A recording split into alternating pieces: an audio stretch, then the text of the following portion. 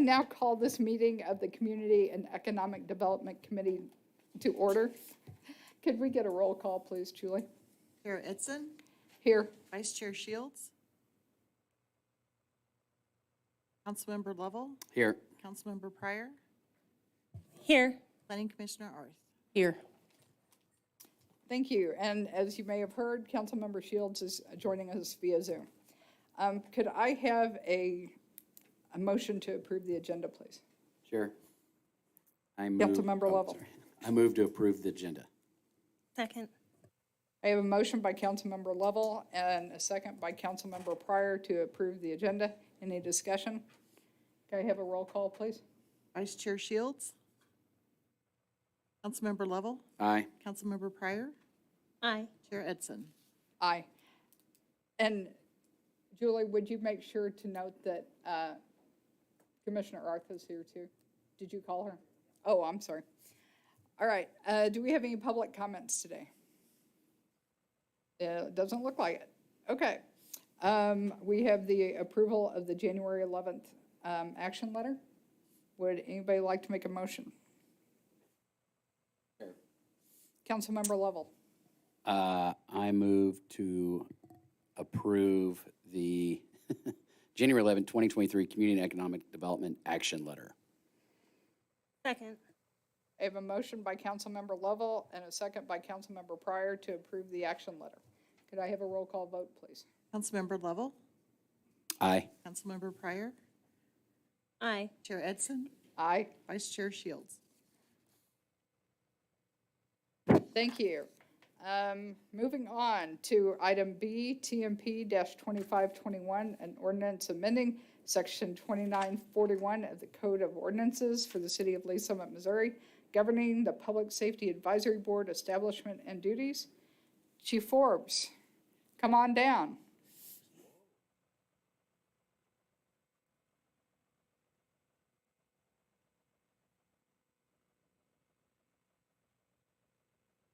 Chair, committee members, Travis Forbes, Chief of Police. I really didn't realize my name was on this one, so I think it's more of a legal issue with the changes in the voting for the Public Safety Advisory Board. Currently, the council liaison is a voting member, and that's pretty unique, I think, for the committees. I think they're trying to align all the committees to where the liaison is actually not a voting member of the board, so that's the only change. Good job. Pretty good for not knowing. Yeah. Thank you. Yeah, and I just want to point out to the committee that this same ordinance has already gone through the Rules Committee. Okay, so I think we've discussed it probably twice. So now it's coming to CEDC. Does anybody have any questions? Okay. Are you sure you don't have any questions for the chief? All right, could I have a motion, please? Chair, Yes, Councilmember Lowell, do I motion this to move it to City Council? Is that what it is? Okay. for approval. Yeah. I move to advance TMP 2521 for approval at City Council, an ordinance amending Section 29-41 of the Code of Ordinances for the City of Lee Summit, Missouri, governing the Public Safety Advisory Board establishment and duties. Second. Thank you. I have a motion by Councilmember Lovell, a second by Councilmember Pryor to move TMP-2521 to council for approval. Can I have a roll call, please? Councilmember Pryor, Aye. Chair Edson, Aye. Vice Chair Shields, Councilmember Lovell. Aye. Thank you. And that moves on to City Council. Now, item C, 2023-5405.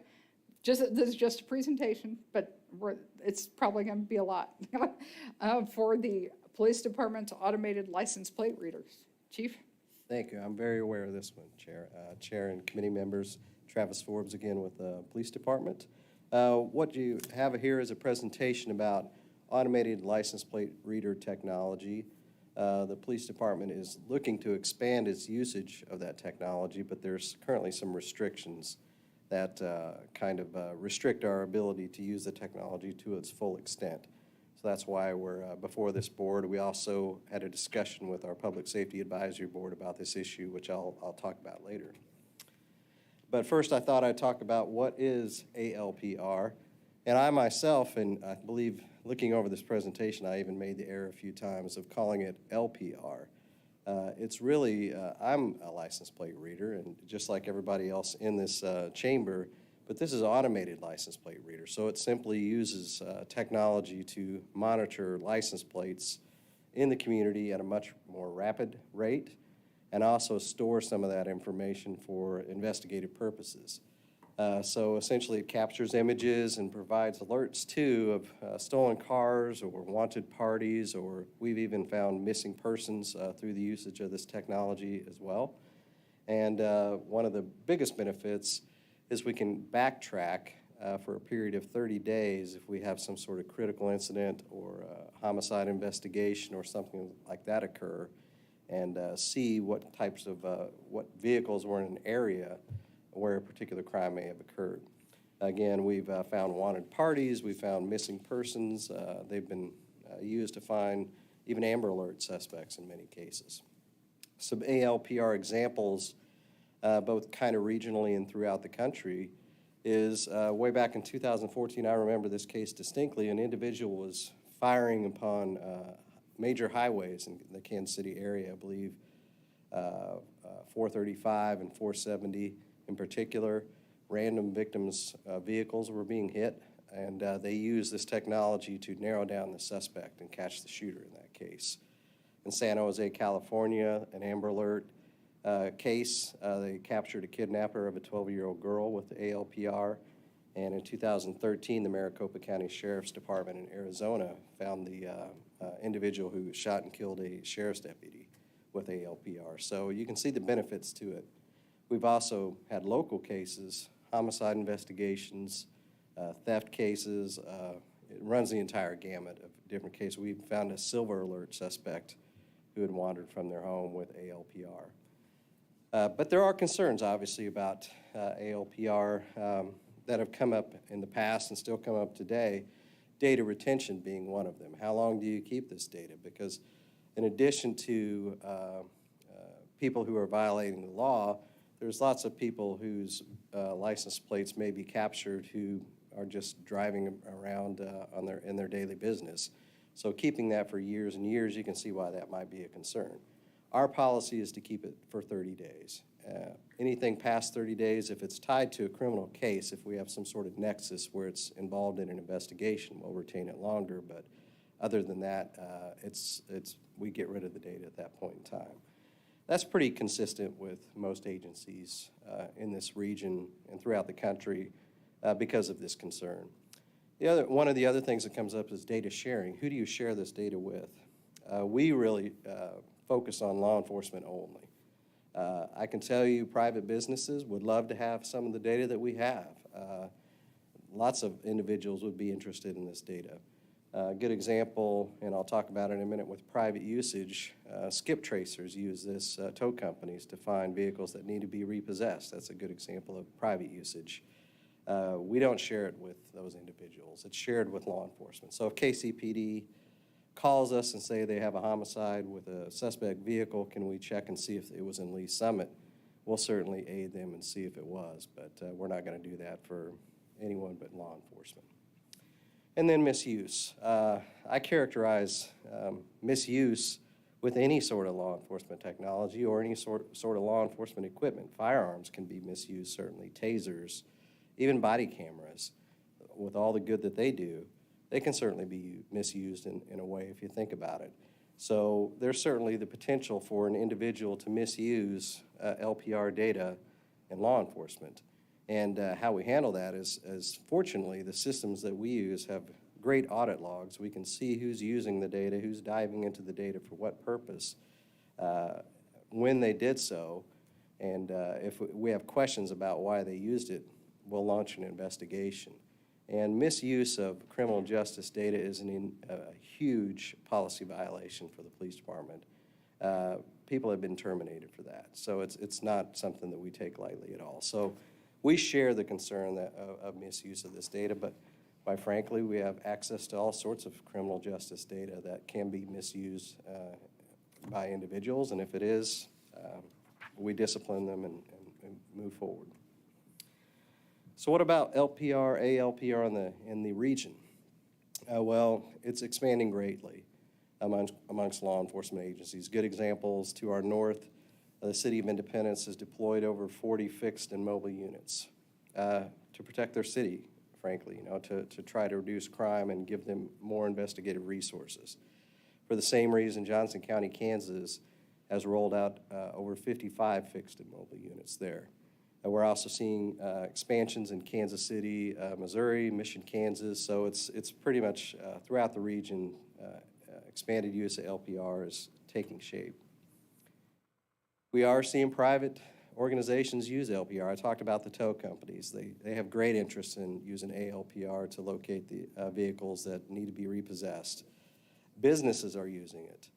For what purpose? It depends upon the business, and they don't have to file any sort of paperwork with the police department to say we're using automated license plate reader technology. Now, do they tap into criminal databases? No. They don't have the access that we do with criminal information, but they may store it for other purposes, or they may use it as a security device. Even if they don't have access to criminal databases, if they own, say, a garage, they can say we had a car break-in and these 10 license plates came through our garage at the time these break-ins occurred. We're seeing homeowners associations being marketed to by ALPR companies. Are there any in Lee Summit? I really don't know because, again, they don't have to let us know. But I know there are some throughout the country, HOAs, who have installed this. And the idea is instead of a gated community with physical gates, they're using technology to put some of those gates up. So if they have a series of vehicle break-ins in their neighborhood or any other instance that occurs, they can use the ALPR technology to let the police know, by the way, here's the vehicles that were in our neighborhood at this time. So anytime technology comes about, sure, they market it to governments and law enforcement agencies, but you'll tend to find it marketed eventually to the private sector too, and we're seeing that. What about Lee Summit? We've had ALPR since before I got here in 2013. Our vendor is Vigilant, which I believe is owned currently by Motorola, a very small company you may have heard of. We have one current system. It is a mobile system on a police car. It is not a fixed system. We cannot use a fixed system. So we can't even park that police car somewhere and use it as a fixed system. It has to be a mobile unit. And I'll tell you why here in a minute. The one system that we have has been helpful in gathering data to help with homicides, stolen vehicles, missing persons. So even that one system has provided us some valuable information. And the reason why we have just one system directly relates to this ordinance, Bill 13115, which was passed the same year that we implemented this technology, reflected in Ordinance 7386. It's a ordinance that has, these are just the highlights. I believe I've included the ordinance in your packet as well. But it restricts data to 30 days, which of course we have in our police department policy and have no issues with that. It requires annual reports to PSAB, which we have delivered every year to the Public Safety Advisory Board. It restricts that fixed use of automated license plate reader technology, which frankly is probably the biggest restriction, if you ask me, as far as making it a useful tool for what we do. And the final is it restricts data sharing with third parties, which again, I completely understand not wanting to share this data with third parties and except for law enforcement. I just believe in the regional concept. We have great partnerships with the local, state, and federal agencies in our region. The county sheriff's department and the Missouri State Highway Patrol are right in our backyard. So we want to continue that great partnership because what affects Lee Summit tends to affect the region as far as crime goes. So the restriction really that is challenging for us is the inability to use fixed location automated license plate reader technology. If we were to use that, and we would like to with public safety sales tax funds, we would want to put them in areas that are experiencing higher crime rates. For example, retail areas where we have a large number of shoplifts or other crimes that occur, even our citizens getting their cars broken into there. We could also see usage. We're getting ready to develop and roll out a program that focuses on vehicle break-ins and vehicle thefts in our neighborhoods. We would love the opportunity to have fixed LPR that we could temporarily deploy in those locations to help reduce victimization of our neighborhoods. So we cannot do that currently because we can't use fixed LPR according to Ordinance 7386. So we've discussed with the Public Safety Advisory Board our plans for the public safety sales tax, and technology certainly is a piece of what we plan on spending that sales tax dollars on. And we discussed this ordinance and the limitations that we have on ALPR, and they voted unanimously to support the recension of that ordinance. It's up to this body and the council afterwards to decide what to do with that information, but it does restrict us from our ability to use this to its full extent. A good example I kind of reflect on when I think about the potential usage of ALPR is we had a homicide, 4 or 5 years ago. I wish my memory was a little better than that, but it was a stabbing that occurred in the middle of a busy highway, 291 highway. The suspect fled northbound. If we would have had ALPR, we could have seen every license plate that was in that area at that point in time. Or we could have at least seen who might have been witnesses. What we did do is we queried every camera in that area to help us try to narrow it down too, and there were tons of cameras. It's kind of gotten to the point in society where if you're out on a public roadway, the odds of you being on camera are pretty darn high. So we even looked into Uber drivers have cameras in their vehicles. Some semis have cameras in their vehicles that capture traffic going back and forth. So the potential for you to be on camera is pretty, on 291 in particular, 470, it's pretty high. So we did what we could with the technology that we have, but we didn't have ALPR. We got lucky with some other leads that developed in that case, including a car stop that was conducted by the Liberty Police Department of that same suspect, who captured the suspect on body camera and in-car video. So that helped us too. Video helped solidify that case, but I just think about how much quicker we could have maybe developed that suspect had we had ALPR technology. So I look at crime, and I've said this many times, it's like water. It tends to go to the path of least resistance. And so my job, I really believe, is to make Lee Summit, to the extent that we can, without obviously violating people's rights or their concerns for privacy and that sort of thing, to make Lee Summit fortified to where we're not the path of least resistance. We have a great community with citizens who have a great relationship with the police department, so that helps us fortify. But I think we can use technology to a greater degree. So that's why I'm here today to discuss that, and I'll take any questions if you have them. Thanks, Chief. So what we have before us isn't an ordinance, it's a presentation so that you can get a feel for whether or not this committee would be willing to forward on to council an ordinance that repeals 7386 regarding the fixed use. I just want to make sure I understand what you're doing. Yes, What we're doing. correct. And just Right. to let the committee know that we would love to expand this technology, but with the restrictions in place, we really can't to the extent that we'd like to. Right. Okay, thank you. I just wanted to make sure I understood. Yes. And let's take questions. Councilmember Lovell. Thanks, Chair. So can you just quickly repeat what we're repealing from the current rule, just so I have a clear understanding of what will be allowed now if this is repealed versus what the current rule is, like? Yes, well, so According to the essentially, if this were to be repealed, obviously every provision in there would no longer be by ordinance controlled. It doesn't necessarily mean that we couldn't control it by our own police department policies and city policies. So a good example is the 30-day retention rule. It's required by ordinance now. It's in our policies and procedures. So it's not going away whether we repeal this ordinance or not. We're still going to keep this data for 30 days, and that's it. The third-party sharing is the same thing.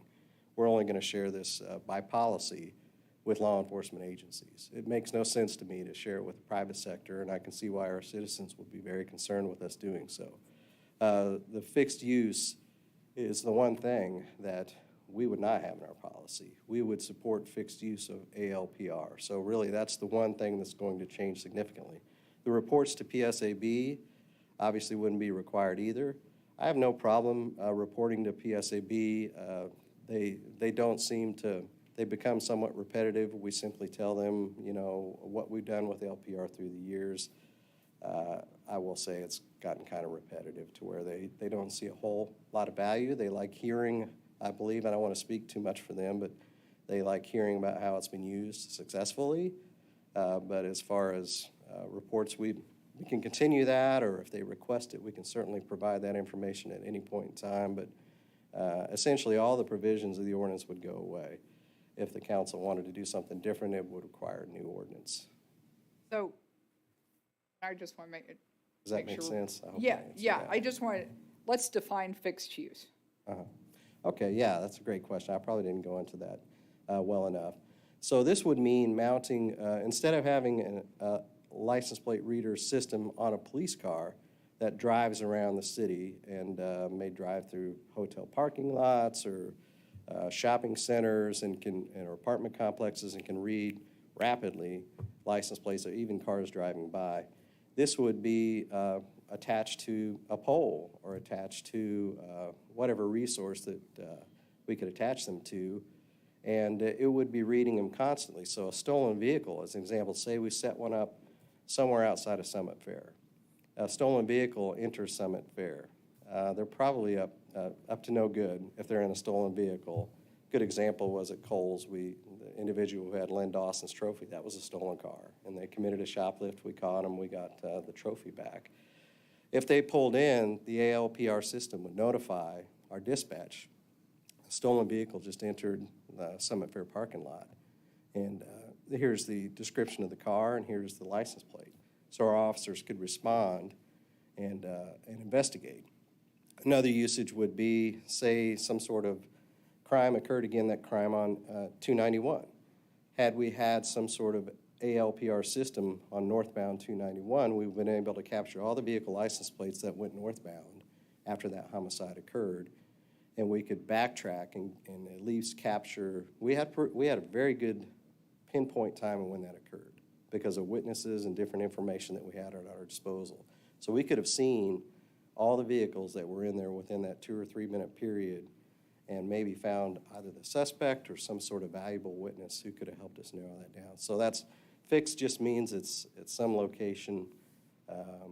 And obviously it's not free technology, it's an expense, so it's not like we're gonna have 4,000 fixed ALPR systems out there. It's gonna be limited by budget and things of that nature. 3. So if I understand right, we're repealing the ordinance altogether. Is that, and just to make sure, like, you're saying, like, we have an ordinance now that doesn't allow us to share it third party. This would actually allow us to share it third party, but we wouldn't do that. Correct, yes. And it's akin to the council's Again, so, decision, yeah, committee's so, decision. yeah, so but again, and then there's another one in there, right? That's Well, wait, right now, we don't have an ordinance before us. So. But what I'm trying to understand is if we, like, what's going to go before us is the repeal of the ordinance, correct? Yes. Which then opens up, I'm just trying to understand, that opens up the third-party data sharing, right? Well, okay. Couldn't we repeal that ordinance and then put those measures back in place? Yes, that's correct. And that is one of the reasons for having the conversation this evening is to get direction from the committee as to would you like to see any of these items in a new ordinance? Would you like to repeal the ordinance altogether? So that's the feedback that I believe that Chief Forbes is looking for this evening. Okay. So if I may continue, I just have a few things then, if that's what we're kind of, does this randomly capture and alert law enforcement, just a car going by, not committing a crime, hits, he's got a warrant for parking tickets or whatever, right? Or is it just saying like, hey, this guy went by, this is a stolen car, and then automatically sends you and you go get him? You see what I'm saying? Like, is it just randomly grabbing people? And then is there anything legally that would like starts to get into a legal issue? Because I know we had issues with the cameras on 71, like, hammering people flying, going through a stoplight. Okay. And eventually those weren't allowed. So I want to make sure I understand fully what we're really doing. I definitely see the good that can be used, but I'm also a little more heightened to a security state where we're constantly doing stuff. And if it ends up, could this disenfranchise certain groups in the city or areas, where, they're more prone? I don't know. I'm just trying to think of just different ways. Does the federal government have access to our information? State, maybe Highway Patrol would, but does the federal government get access to that? Legal issues, and then the sharing of the data was the other thing. So those are just a few things like pop up off the top of my head when implementing or doing something with this. There's quite a few That's a questions lot. there. I'll try So to get just, all I guess, that. start with the randomly capture and alert law enforcement, Okay, right? So- and it doesn't do anything randomly at all. It captures everything it can read. Okay, it's quite not randomly, frankly. but like So, yeah. captures it. Do you guys immediately get like a notice then, like, and is there a certain list that you want, or like Right. warrant for speeding ticket or warrant for parking ticket? Yes. Or like, From my understanding of the technology, and Major Walters can come up and slap me and correct me if I'm wrong, but I believe we can set the parameters for what we want it to notify us. Our parking warrants are not high on our radar. If it's a felony warrant, absolutely, it's high on our radar. Right. So if a car goes by with an association to a person wanted for a felony theft, felony homicide, felony aggravated assault, yes, the officer gets notified. If it's an in-car system. With a fixed system, you would set it up to probably notify dispatch. There, parking warrants, again, there's a lot of a them out poor there. example, but I guess Yeah, what no, I'm, but I like, get you. Yeah. We wouldn't use it for very, very minor crimes like that. It wouldn't be of interest to us to use it for that purpose. We're really trying to target those individuals who are a big threat to our community. And I also want to differentiate automated enforcement systems. So I believe you're referring to red light cameras and things, speed cameras and things of that nature. We've never had those in Lee Summit, and you're right, it's technology that's no longer used in the state of Missouri. So this really has nothing to do with enforcement, except if we get alerts for stolen vehicle or wanted parties or that sort of thing. So it doesn't generate fresh tickets for somebody running a red light or breaking the speed limit or something like that. It's simply capturing that license plate, letting us know if there's an association to it. If it's a license plate that has no association to it, doesn't mean the person inside might not have a warrant. They're just not associated to that license plate, and sometimes that occurs too. So That was one of the things I was thinking of, is the license plate goes with the vehicle, not necessarily the perpetrator of the crime. right. And so if we're going to go at, not that it would be all that common, but that was what ended up stamping out the red light stuff, because if I ran the red light, you were giving it to the car, but I wasn't driving it, so why would I get the ticket? So I just was curious if that's a potential problem with this technology down the road. So that's a new charge. If a license plate has a association to an individual for a felony warrant, you need reasonable suspicion to stop that car and see if that's the person driving the car. That would give you reasonable suspicion, and case law has proven that out throughout history. So if an officer simply sees that same license plate, runs it through their computer, and gets that same they're going to The stop that same thing, car. they would pull them in. Yeah. The system just does that for the officer kind of automatically. So that could happen either way. They could run a license plate and see an association for a parking ticket and decide to investigate further with that too. Officers are going to use their discretion on whether or not they have time or want to bother with that. But Sure. In normal cases, a felony warrant's going to pique their interest for sure. And I think the only other one was with the third-party sharing, does that mean they can sell the data? So like, just think of like, I mean, you could think of the common use like cell phones, right? They collect a bunch of information, they sell it to third parties. Is that part of that? And then the other would be, who else has access to this information? So like, would the federal government have access to this information if they asked you for it? Or we would say we don't share that, or we do, or?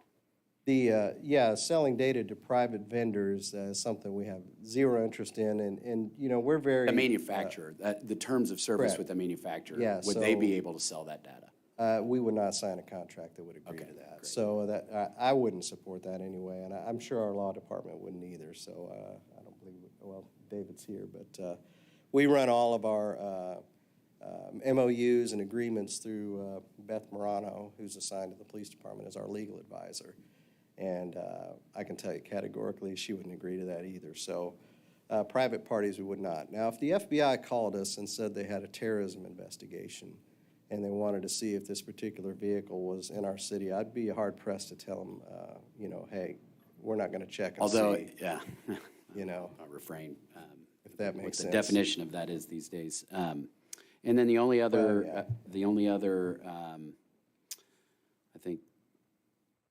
think that's it. I'll yield, let some other people ask some questions. Thanks. Thank you.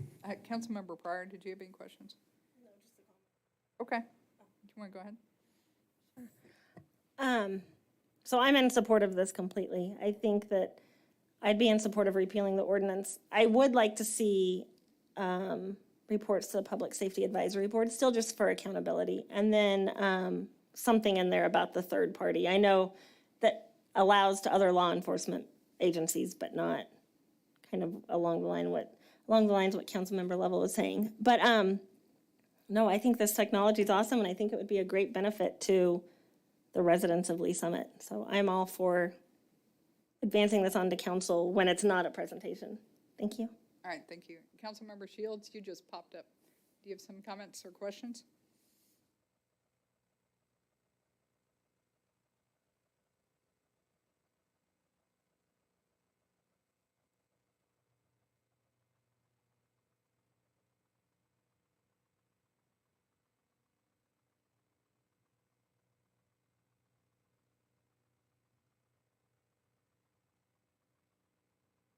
That's correct.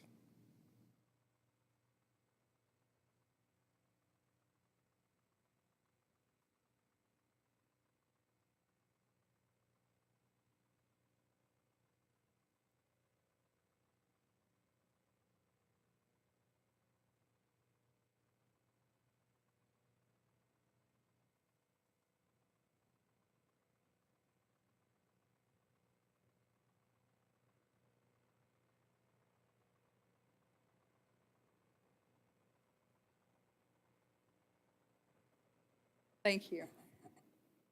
So what I think I'm hearing from the committee is they're in favor of the fixed use, but we need to see something, language that keeps the 30-day, the data retention at 30 days, data sharing limited to law enforcement, and also the misuse in the audits, correct? Is that what everybody else is, am I wrong, Councilmember Lovell? Yeah, I think I was in full agreement with what Councilmember Shields was saying there, was like, hey, let's allow that, but let's keep these other ordinances and provisions in place that protect the citizen. Okay, so do you all need a motion to direct staff or to bring an ordinance forward? I think I just made a motion to direct staff to bring an ordinance forward that repeals the fixed use and keeps those other items in place. That, Yeah, I think You that, I good? think that works. Okay. If you wanted to, you could even say to bypass coming back to committee and go straight to council, if that was in your, and I don't know. you all are okay with that? Well, I mean, we'll know when it comes up. Okay, and just take it straight to council, and we'll see how that discussion goes, okay? All right, thank you, for your Chief. time. Thank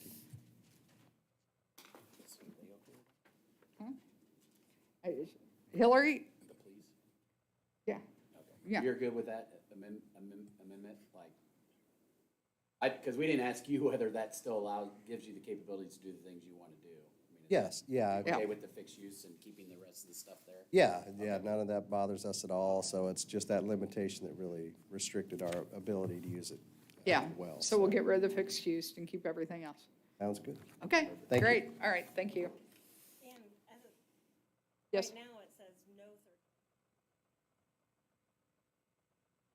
third. So right now it says no third party, but you want it amended to where it says you can share it with law enforcement, right? Because right now it says you can't share it with law enforcement. Well, it's a little fuzzy, I would say, and I talked about this with our legal staff too. It probably would be better to put that in there, that law enforcement Oh, yeah. usage is okay. I Yeah, think Yeah. I'd be more comfortable with it if it was I think more that's important specific. too. Yeah. Yes, absolutely. Yeah, thank you. Thanks Yeah. for pointing that out. Thanks, Chief. Thank you. All right. Next presentation is on accessory dwelling units. Shannon McGuire. ADUs.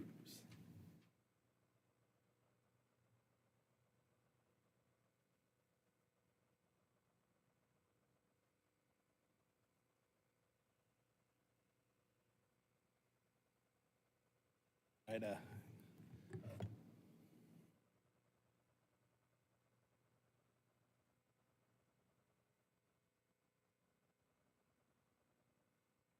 Sorry, anytime you're ready. No, you're fine. Good evening, Shannon McGuire, staff planner. So today before you, the presentation I have for you is to discuss ADUs.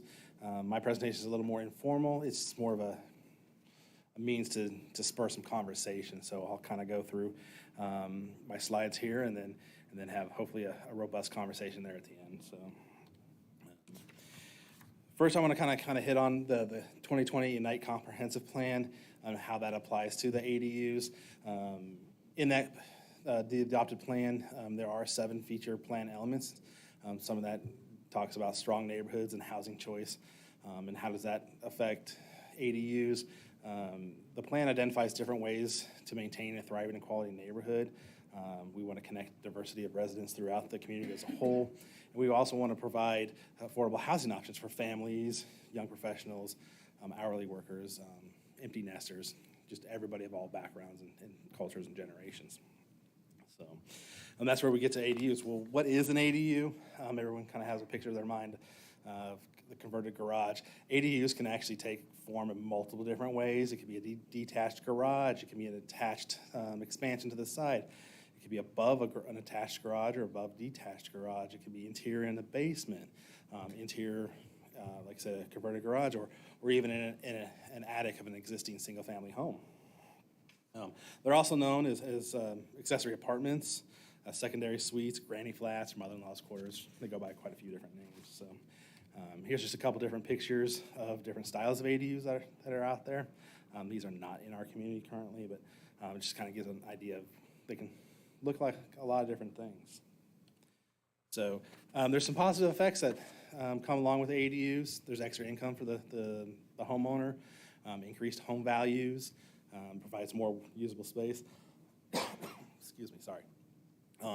You have a workshop, a studios, a home office can be located in those ADUs, a guest suite for visiting families, extra space for the kids or your pets, a permanent living space for a parent or new family member.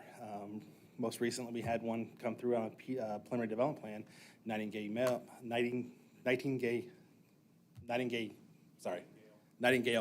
Meadows, and that was to create a unit for a mother-in-law to move in so they can have mom on the same property. So it does foster and create a community. It does also address the goals established by that comp plan. Like I said, it does the one goal that it kind of talks to is the increase in density. We do want to see more density, that we can have more effective use of our land. It does provide additional housing choices to the community. We constantly hear about how young professionals and college students or young family members not being able to stay in the community because they can't afford the rents or to purchase a home in there. So ADUs kind of would go towards allowing something like that. And it promotes investment into our community. The construction of ADUs is an investment for that homeowner or the property owners. There are some negative things that come along with it as well.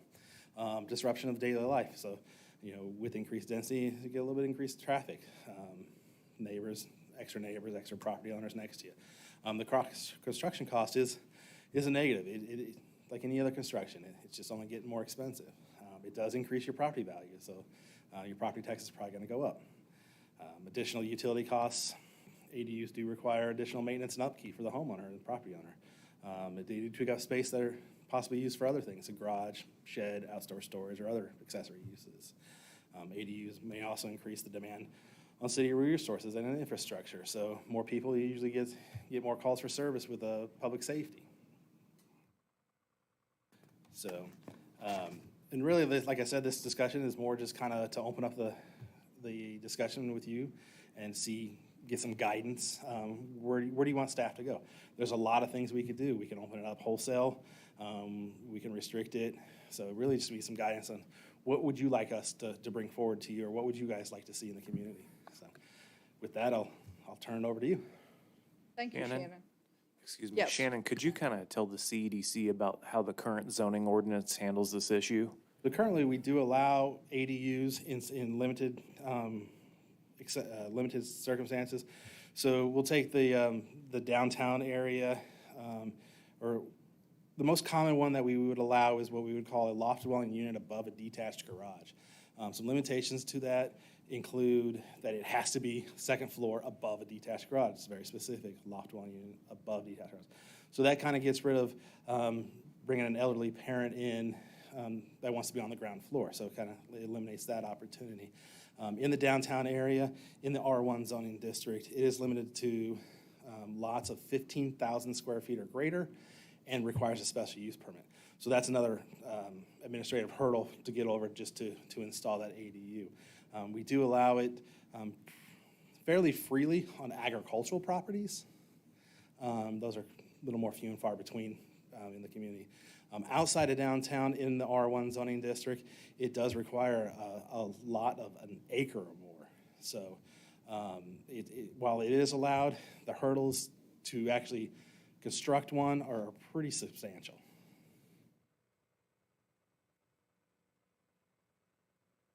I kind of froze up, sorry. You're right. What about out in the new Longview area? Because aren't there a lot of ADUs out there? There are, and a lot of those were, so that was brought in through a PMIX plan as part of the approval process of the preliminary development plan. That was okay. something that was considered at that time. So part of their approval plan allowed to be set, and that was allowed out there. Oh, okay, Mr. Johnson? You look Yeah, I'm like you sorry, wanna I say didn't set Shannon up for success here, really. What I mean by Par that for the is, course. something. I thought he was doing great.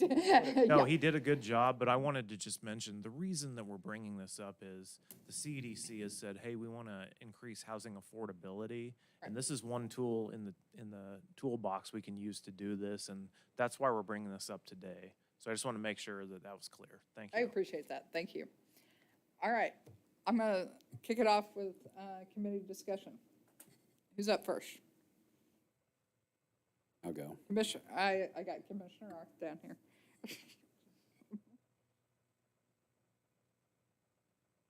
I think these are a good alternative, a good way to provide more affordable housing. And with that said, what about the materials that would be used? Would they be matching the primary dwelling, or would maybe there'd be alternative materials that also provide affordable options as well? Yeah, so currently we don't have any restrictions or limitations because we don't have anything that fleshed out yet. But if that's something you guys would want us to see, we could definitely limit that to materials that are common to a residential district or similar to materials that are the principal structure. So it matches and it's not out of place. So we're not getting, a nice brick house with a Morton building metal ADU in the back. Thanks. Councilmember Lovell. Thank you. So these would be on somebody's primary residence, so it's still, you would have to rent these out, right? Somebody wouldn't be able to build an ADU on their property and sell it to someone. So that would be a restriction that I would highly recommend we put in Right. our ordinance, that it must be under the same ownership as the principal structure. So as far as I don't want to go down the affordable, rabbit hole. I'm all for people being able to do things on their properties, and I think it's been a pretty cool amenity in our neighborhood. We've only seen a few people where they've gone out and offered it to rent for young couples or whoever that might want to get in there. I do think it would be I do think it's good to make sure that it's quality. I mean, like, would HOA override some of this stuff too? If like an HOA said, I was thinking of like a more traditional suburban neighborhood and someone wants to throw one up in the backyard, like, it's okay by us, but the HOA says no. The way I've always explained that, it's just like with anything else the HOA can do. They can add to our ordinances, but they can't take away. So if we say they're allowed, but they want to restrict them further, they can, just like a fence. The city allows a 6-foot fence. The HOA can say, yeah, well, we only want a 4-foot fence in our neighborhood. So they could add to that in their own deed restrictions, yes. I think I've heard it's really hard to change HOA covenants once they've already been done. It So would like be if we drop this in there, and I just wonder if we run into some issues. I always try to think of the unintended outcomes, because I think in general, it's like we just had one come through city council, and I thought that was cool thing to do. He had plenty of land to do it. The architecture looked nice, and it was a neat amenity to the home, and I think his mother-in-law was gonna live in there. I just always try to think of the unintended outcomes, and So in that specific example, that one, if we had an ADU policy or ADU ordinance in place, we wouldn't have had the applicant or the homeowner wouldn't have had to gone through the whole preliminary development plan process to get that approved. And that is not an inexpensive process and not a quick process either. So it's just hurdles, more hurdles that are in place. So I wonder, like, I'd like to see more of this with new construction, where we're encouraging this type of stuff too. I think it probably fits more kind of like with New Longview. Maybe it does need to come before us in a PDP, especially if, I don't know. Are you thinking out loud or? Yes. Okay. Were they supposed to be questions? Thought we were trying to decide this. We're listening to the voices in his head. But we can also, we can create an overlay district and say, these are, we don't have to jump in and say, these are allowed everywhere all over Lee Summit now, regardless of everything. We could create an overlay district. We could delineate lot sizes. We could say allowed on new neighborhoods, or something, right? So with an overlay district, they would still have to come for you with a rezoning application to get that overlay district placed on their lot. So a more effective way to do that would just be to amend the accessory use table to allow by right and put those restrictions on, say, you could limit it to, for a trial period, let's just limit it to the downtown core area. And that puts some hard borders on there, and we could reevaluate if in a year or two, if we're happy with the way it's going, we could expand that to a larger area of the community. And within that, you can set all those restrictions, whether or not you size restrictions, parking restrictions, material restrictions. We can do all that in that use table, and that would lower the bar, lower the hurdles to allow something like this to be in. I get probably conservatively 10 to 15 phone calls a month inquiring about this. Rarely do we actually see that come to fruition because there are so many hurdles currently. The rezoning process application is similar to in cost and scope as a PDP. So switching it to an overlay district, unless we were just going to do a large city-initiated overlay district over, say, the downtown area, it doesn't really remove a hurdle. It just changes the hurdle by renaming the process they have to go through. Mr. Elam, I see you moving around. Yeah, I just wanted to add a few other comments for the conversation here. So actually, the Mid-America Regional Council over this last fall kind of did a poll of the entire Kansas City metro area, and they were collecting ADU ordinances, if you will. What does everybody have? There are 17 different jurisdictions that have accessory dwelling unit ordinances currently. And that's everywhere from, Belton, Harrisonville, the county, Lake Quivira, Olathe, Parkville, to name a bunch. They're actually all listed and linked on the Mid-America Regional Council's website. But I just wanted to put that out there that it's not really a new concept, and it's actually a growing concept. And what Shannon's been talking a lot about as far as the process and the restrictions that are putting on, that really goes to the goal of what you're trying to accomplish. If the goal is to remove barriers to housing, if you will, then that is really where we probably want to get make the process as easy as possible. So you're eliminating those barriers to entry on there. There are different ways to do that. And if the goal is to be just a little bit more flexible, there's ways to do that as well. And if the goal is to, we don't think this is right for our community, then that's, we can leave it the way it is. So that's really where I think the conversation is. What are we trying to accomplish with ADUs? I appreciate that, and I think what I'm hearing is support for ADUs, but maybe not citywide. At least as not all at once, everything all at once. Is that correct, Councilmember Lovell? Yeah, I think we would want to make it easier than going through the PDP process, picking some certain areas, but then really maybe honing in on that list of things, like, so that we do, like, I mean, one instance, if someone had a big lot, they could put 5 or 6 back there, right? Then what are we doing about parking, or what are we doing? You know, no, they couldn't do that. No, or- I've never seen a community that allows multiple ADUs. Okay. Well, no, it's a good question. I mean, if be the we're like, first. if somebody's like, hey, I got an extra acre back here, if I would make sure So- that wouldn't be allowed, obviously. Let me kind of rewind a little bit. Commonly, how they work is they have a maximum square footage. Community I was in that had a lot of ADU activity, they allowed it to just be on the street, the third space. You have 2, for the main house, then the third one for the ADU. They said, hey, you can count the street for that. Or often it would just be on there as an uncovered parking spot. But yeah, multiple ADUs, no bueno usually. But that would be written in there as like no multiple ADUs. Yeah, absolutely. I think there's a set of restrictions we can start with that are kind of common sense ones. We've seen probably all these ordinances include that.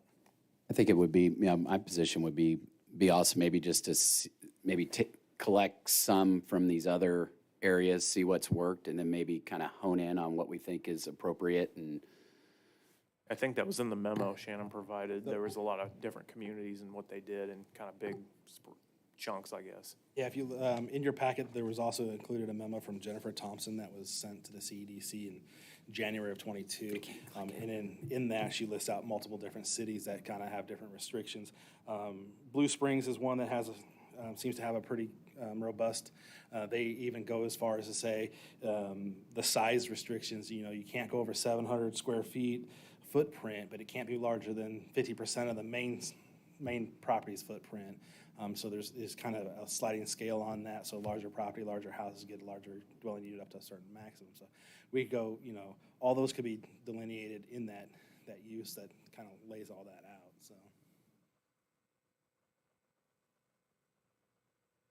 Yes, thank you.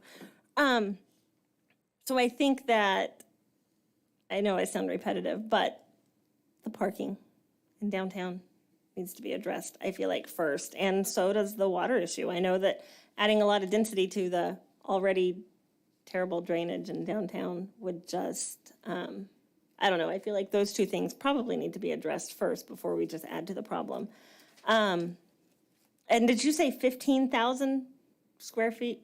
Or was the minimum? The current minimum for an R1 zone lot in downtown is 15,000 square feet. Now, if that same lot is RP2 zoned, there's no minimum square footage on it. So it's kind of a little bit inconsistent currently. So they can add an ADU if their lot size is 15,000 square feet? Correct, with approval of a special use permit.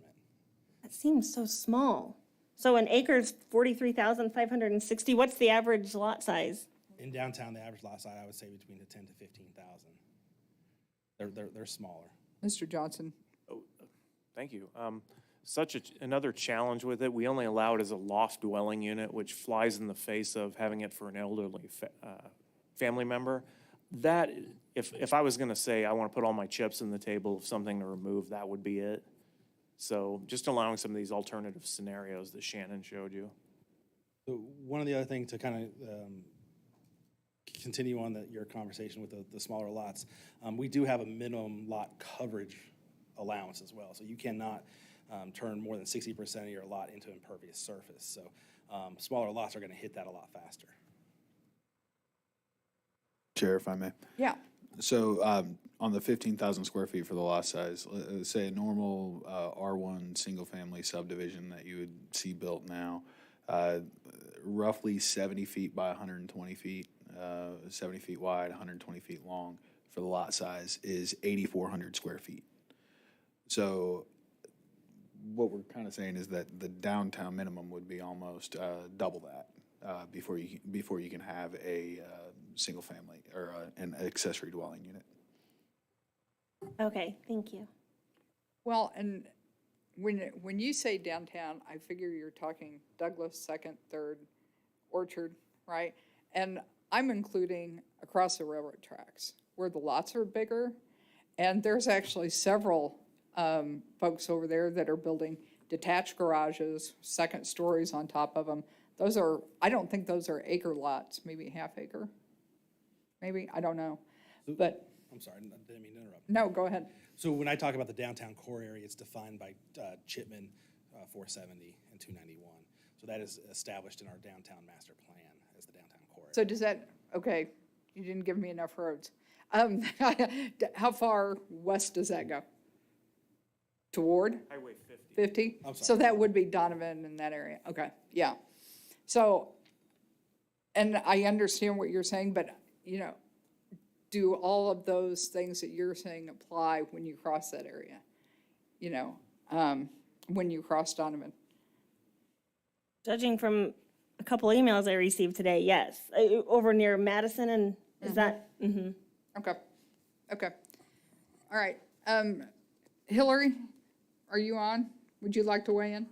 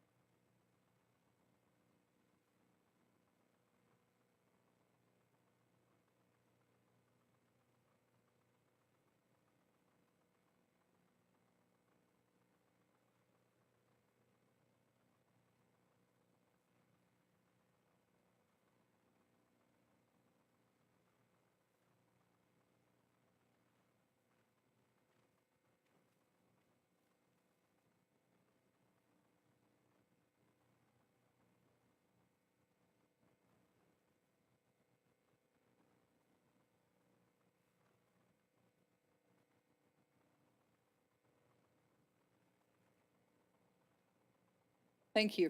One quick point of clarification on that. Yeah, sure, Mr. Elam. Neighborhood service doesn't enforce parking. That's police department. Oh, well, thank you for that. I didn't want Chief Forbes getting any ideas. Okay. Okay, so somebody can correct me if I'm wrong. What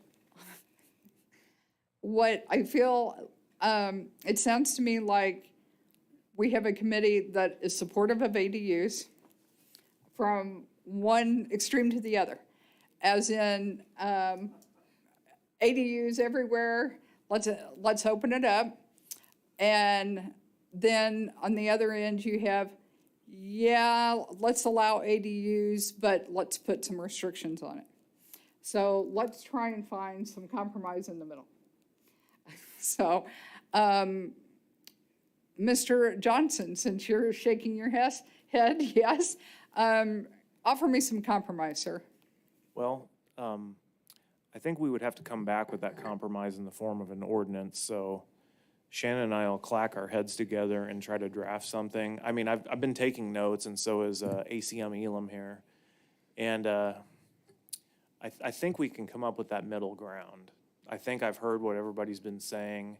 I think, paying attention to Prairie Village, we don't want to do everything all at once, basically, in this realm. So I think we can come up with a few, I'll call it reasonable provisions for this. And then we bring it to you guys, and we'll really section off parts of the ordinance for you to look at. And then you guys will tell us yay or nay on each provision, or if you want more restrictions as we go. And it's going to be a deliberate drafting process between staff and the committee. Because I think by the time it gets to council, we could say, hey, look, we've done the work on this. I appreciate that. I think that sounds like a great idea. That helps me out a lot. Councilmember Lovell, did you have anything to add?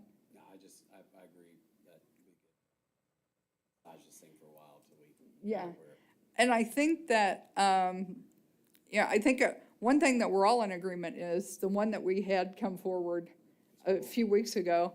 We all supported it, and I think at the end of the day, nobody thought it should have been that cumbersome on the homeowner to do that. And I do agree with Councilmember Shields that we need to take that away, but maybe at this point, not allow this everywhere all at once. Yep. So I appreciate that. Do you need a motion to direct staff, or are you guys good? Okay, let me get a feel for where the committee is. I know we've got one person who needs to leave at 6:15. Councilmember Shields, how are you doing?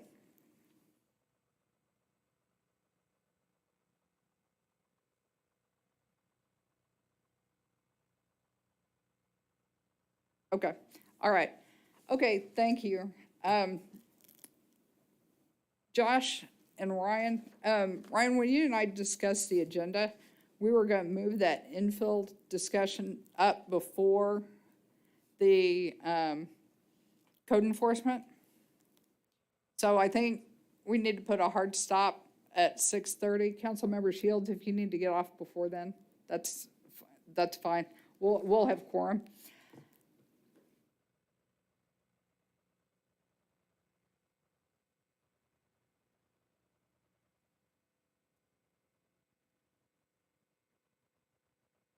So do you all want to move ahead with minor plats and infill, or do you want to go with proactive code enforcement? So with your approval, I think we'd like to go ahead and do the proactive code enforcement. Okay. Because that falls in line with the schedule that we've talked about for that program. Okay. And if we don't hit it tonight, then next month is the CDBG hearings and things like that too. Yeah. And the other two we can continue to package together. Okay, all right, great. So right now we're going to do item number F, 2023-5442, presentation on the annual update on proactive code enforcement.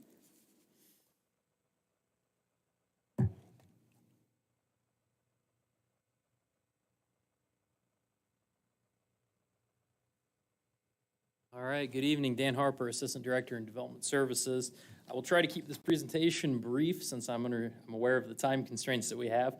So I'm here tonight to present the Proactive Code Enforcement Annual Update, which is part of our new policy moving forward, is to move this to an annual update before CEDC. So this will be the first update of this new program.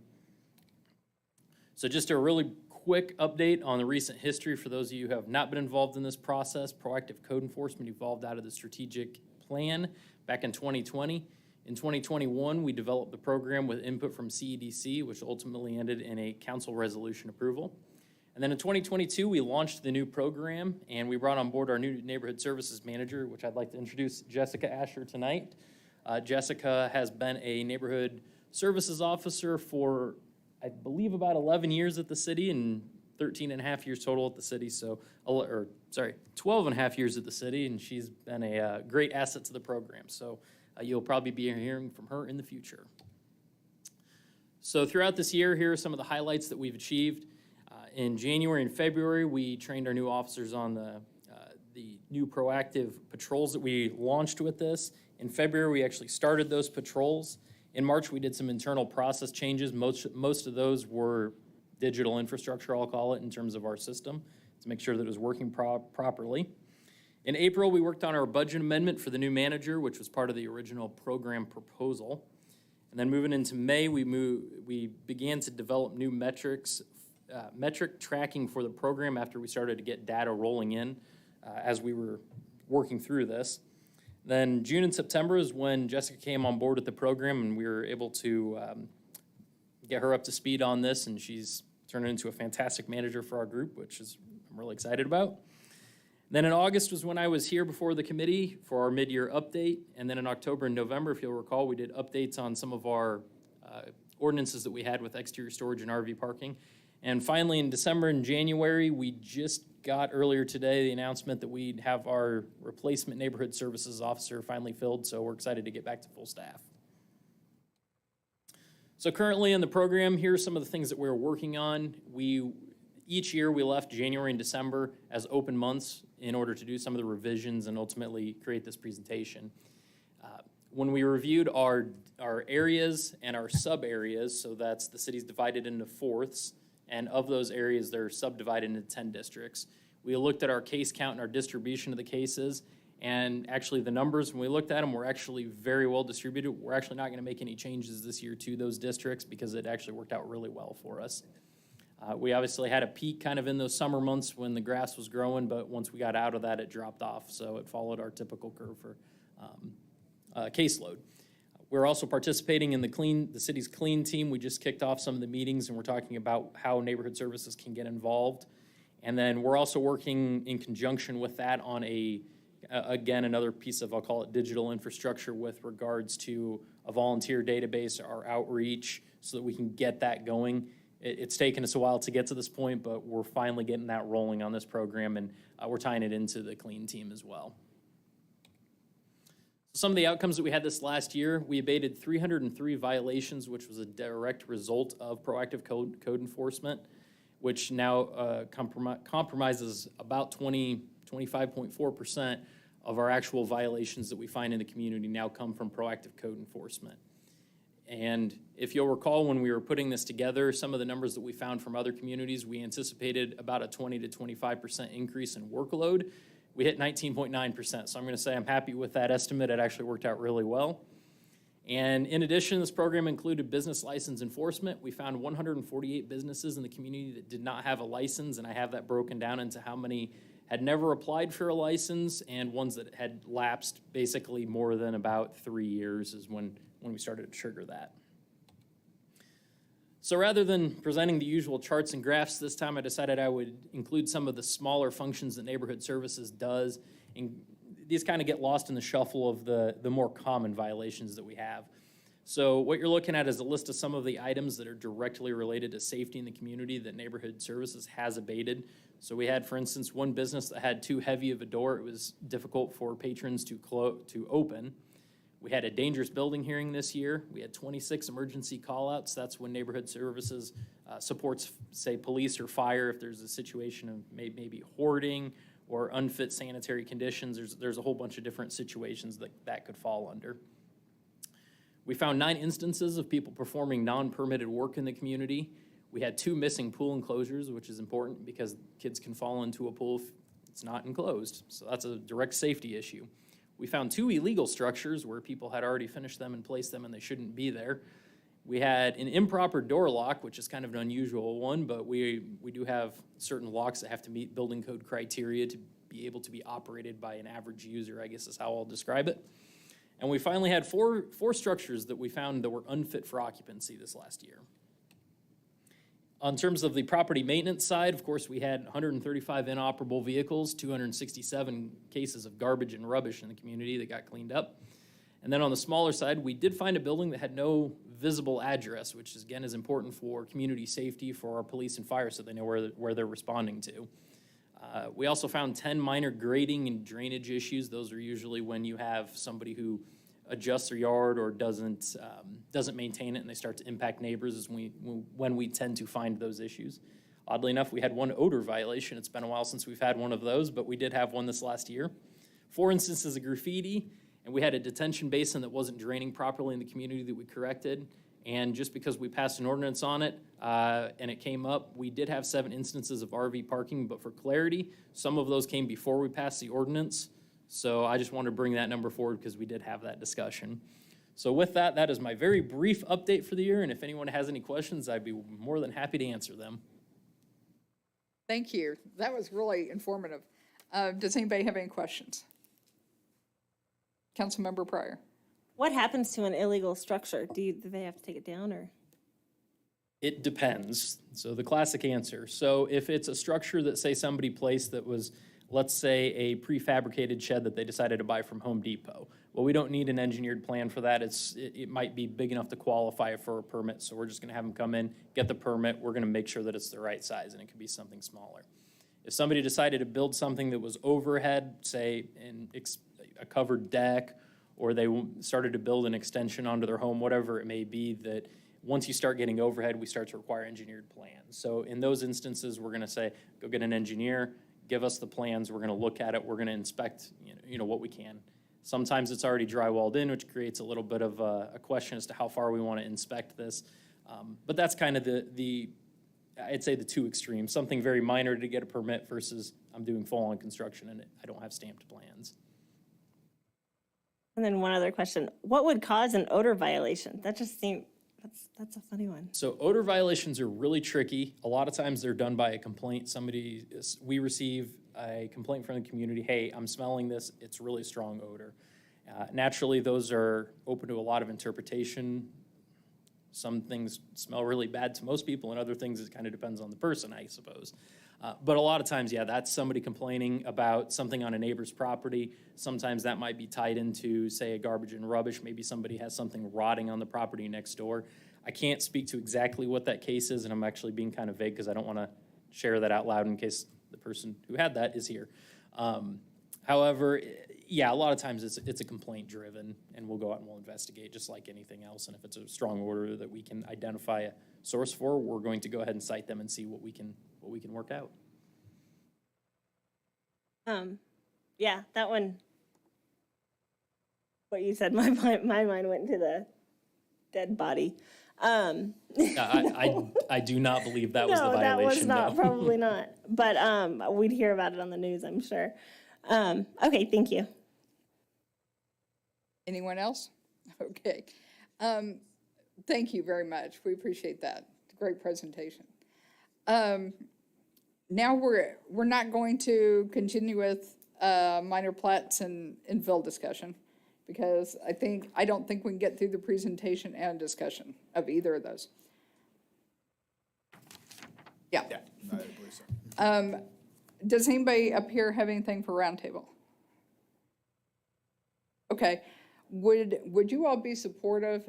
We really need to get through the minor plat and infill and, do this kind of with ADU. Would you all be supportive of Mr. Elam, Mr. Johnson, and I maybe putting our heads together for some dates before our meeting in March and having an extra meeting so we can get through those 2 items? And we'll send out some dates and times. Would that be okay? You guys need an extra meeting. We can make anything happen. we're Ryan's here to eyes make it get happen. big. Okay. And we may be able to do that via Zoom. I don't know, Would that be, okay, So yes. I will say the minor plat thing is very minor. I'm so sorry. Anyway, No, it's you're just a not. presentation. Okay, Also, my counsel behind me informs me your quorum is only 3 people. So Okay. if it's just Yeah. a thing to direct us to come back with an ordinance, I can blaze through that one right now. or we can have a meeting with 2 topics. It's really up to the committee. Oh, okay. Okay, let's blaze. I should ask my boss before I do that. Bless you.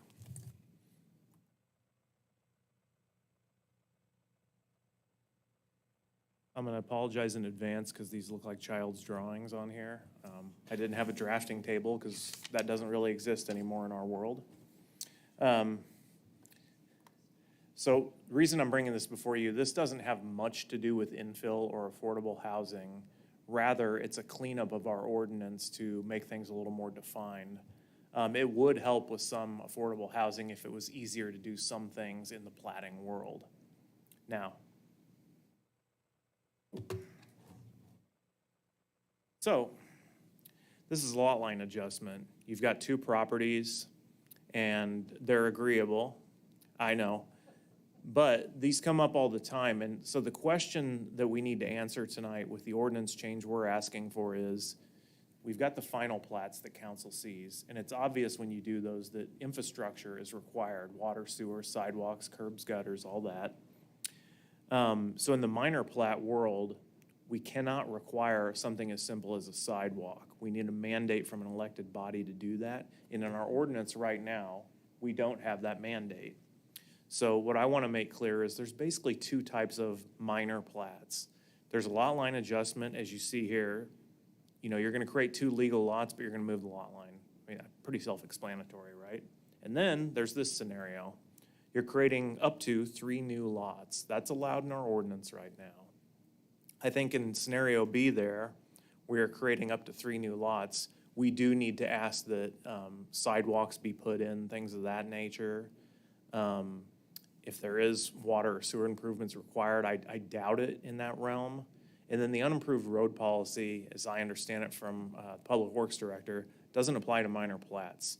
Mainly, we're talking about sidewalks in these instances.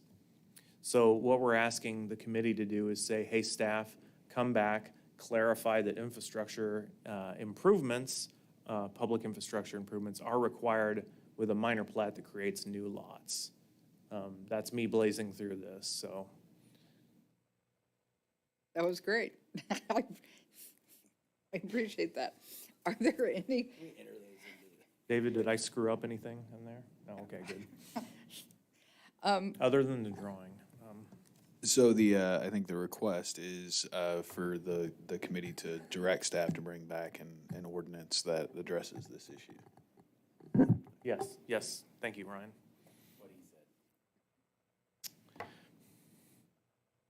Yeah, I think you have your direction from staff to come back and with an ordinance that clarifies some of this for us. Yeah, that would be great. Thank you, Thank you. Mr. Johnson. Would have blazed through that. All right, so I won't make you all attend an extra meeting. You all really got out of that one. Okay, so nobody has anything for roundtable. I do, however, well, first of all, as we keep going toward affordable housing and we keep getting sidetracked by things like marijuana, and next month is CDBG. So we're trying to get through this. One of the things I've been discussing with staff is a way to tackle affordable housing, to look at whether or not we need to provide incentives and whether or not we need an incentive policy that developers can access to provide housing that fits in specific parameters. That may be less than $250,000 or something like that. That was done before I got on council with the apartment. Council made a very conscious decision that they wanted more multifamily, and this was one way to get it in. And Mr. Johnson, please correct me if I'm wrong, because like I said, it was here. That was before I came, so that is what I've heard, is that's what was done. The question is, for this committee, is would you like staff to come forward and do some research on incentive policies for workforce housing? And right now, all we're doing is directing staff to bring us information like they have with ADUs and minor plats and such, so that we can discuss it.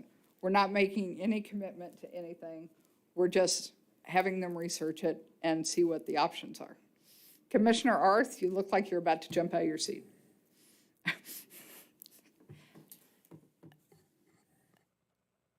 Regarding workforce housing, I guess my question is, and we talk about the $250,000 price range. We And have, I'm making that up. Okay, Yeah. okay. We just have one, well, we have a few, but one thing is the cost of land is so high. So, and maybe this is a terrible question to ask, but is it really possible? I mean, are we able to provide that kind of housing with new construction just due to the high prices of building? And then the fees that developers have to pay when they come to the city. So I guess what I'm asking is maybe looking at alternative materials, like prefabrications, things like that. I think we're gonna have to get really creative to do it. And I'm not saying I'm against it, I'm just saying we've gotta be realistic. I think we throw it around a lot, but like you said, setting some definitions and some guidance as to what we're even talking about. Well, and going back to the prefab materials, we already allow for manufactured housing, but we're not seeing it come through. And going back to the cost with the city, that could be rolled up into an incentive Yes, package. okay, yeah. So this is just directing staff to research the topic and bring forward what they want. Yeah, is that? Yeah, Okay. yeah, I think it's a good thing because it is a concern. We don't want to keep people from coming here. And a lot of us sometimes we want our children to stay here. But Yeah, I get that. Yeah. Councilmember Pryor. Yeah, I'd be willing to listen to a presentation on an incentive package. I'll try to keep an open mind, but I can say that I'm not excited about anything like that. More incentives being handed out for Well, and various it could reasons. be that, if we incentivize workforce housing, are we pulling back from incentivizing multifamily? See, you could I don't do love that. incentivizing multifamily either, That's but what, yeah. So, but this, like I said, this is not bringing an ordinance forward. It's just directing staff to provide us information. Yeah, Commissioner Arth. I'm here too. Yeah, I know. I know. when you were talking about multifamily housing, and this has come up too, that this is not, our metro area maybe is not really a fit for multifamily housing for purchase. But I don't know if things have changed over time, because I think that does provide an affordable, much more affordable option and appealing to a lot of demographics, like the people who are retiring, who don't want to rent, they want to own it, but they don't want to take care of a yard and all that. So that was, Condos, I yeah. think that would be good to look into Yeah. with that report, to see if it's feasible. Thank you. Councilmember Lovell, do you have something to add to the conversation? Always. Not sure if it's valuable. So I just, the continual talk about affordable housing, like for me, number one, bringing an incentive plan, I think it's a terrible idea. I think we've opened up too many incentives. I think there should be restrictions on those. I think starting to incentivize single-family housing is just a bad precedent, and at some point we've got to really start looking into that. Am I open? I mean, sure, we could bring something. What I'd rather see is, like, I keep hearing there are no affordable housing options. It's like, what is an affordable house? And, like, what is that dollar amount? And it's different for every person. What options are out there? So I think it becomes, what happens is we continue to say something over and over, and our city has grown, and it's grown rapidly, and we have great homes, we have great schools, we have great amenities, and I always hear, well, you can't nobody can come here. I just want to see it, and I want to understand those metrics, and I want to have, like, rather just theoretically say affordable housing, like, I'd rather see more data about what's out there, what's available, and then, like, well, yeah, you can't afford a brand-new home, and you're just out of school, but neither could I, or neither do most people. So I don't know, it just feels very subjective. So I would rather see, what is our inventory? What options are out there? What does it mean to say affordable housing? Do you need a mix of housing? Yes, I think so. I think addressing small lots and doing some things like that can help. I think ADUs help. So I just, you know, to me, if you look at something objectively and you try to weigh it, you've got to think of what's the intended outcome, what are the unintended outcomes, and then, like, how are we truly measuring that to determine what's affordable and what's not? So I'm open to hearing suggestions, but again, I'd like to see more detail as to, like, show me we don't have options. Show me there aren't places for people to live. And then maybe we could work to solve that gap. But I haven't seen anything to show what that gap is. So anyway, thanks. Those are good comments. Mr. Elam?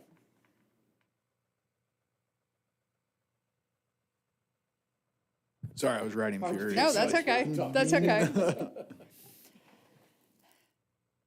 Mr. Elam? Yes. So we have some pushback, but we also, maybe we need information, like Mr. Lovell said, what are the metrics?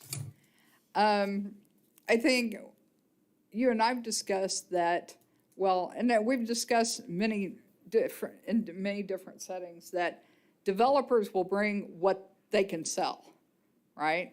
So like with the manufactured housing, that's the wall we're running into, I think, is that the supply is low as far as them getting it, and tell me if I'm wrong, I don't know.